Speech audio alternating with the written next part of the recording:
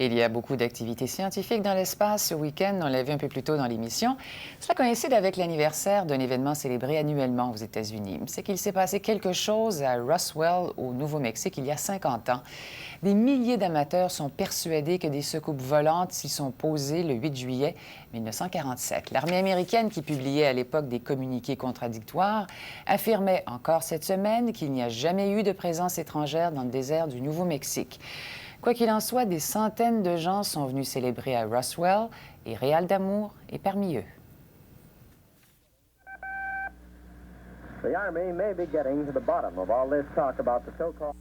C'est ici même, à une trentaine de kilomètres à vol d'oiseau de Roswell, que se serait abattue la soucoupe volante au début juillet 47.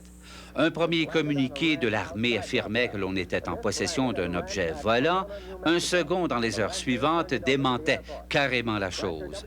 L'affaire Roswell commence. Et pourquoi célèbre-t-on le 50e anniversaire de cet événement controversé?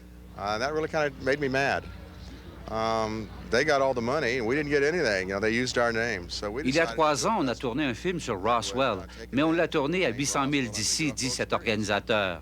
On a usurpé notre nom et cela m'a mis en furie. On n'a même pas touché un sou pour notre propre histoire. Les organisateurs du festival, qui se termine demain, attendent entre 35 et 50 000 visiteurs. Le Bureau du tourisme du Nouveau-Mexique estime, pour sa part, de 2 à 5 millions de dollars les retombées économiques de cette manifestation. Ça met Roswell sur la carte, premièrement. On a des gens de partout dans le monde ici aujourd'hui pour le festival. Il y a des médias de partout dans le monde.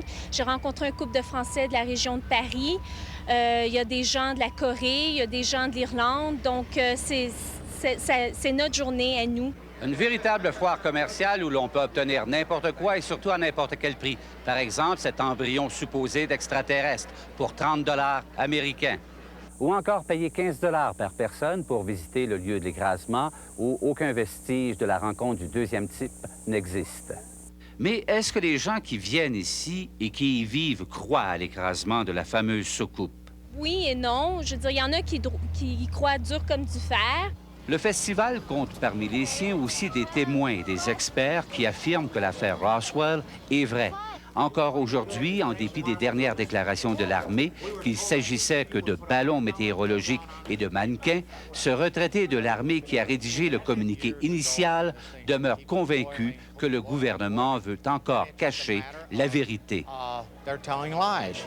50 ans après l'affaire Roswell, on n'a toujours pas déterminé la présence d'extraterrestres. Une chose est certaine, c'est que la ville, elle, a été envahie en fin de semaine par des milliers de curieux. Et une autre chose d'assurée, c'est que les plus sceptiques n'ont pas encore été confondus. Réal Damour, Radio-Canada, Roswell, Nouveau-Mexique.